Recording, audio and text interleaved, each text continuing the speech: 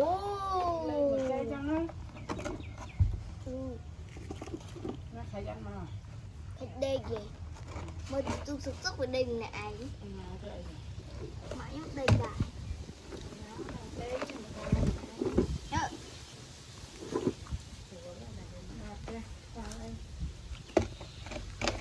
Cái gì à? Cô làm tôi chọn ở giường khóc ta có bật có phân ta có cô làm tôi Đưa dây cái này. Mắt. Mau dây. no lấy sao Tiếp. Cung nhưng là ai? dạ cô là đây ta đây Lại con là hai.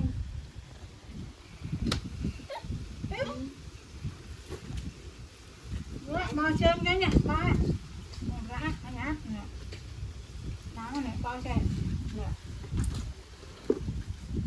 Bao chân. Anh chụp cái ba đó. Mà con chụp con cái nhỉ là Hàn Linh.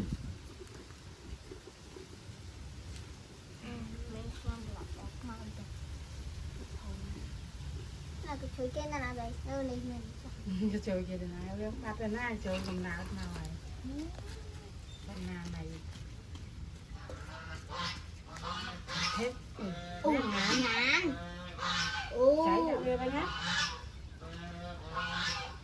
ngán Trên ta vô nó mà ở trên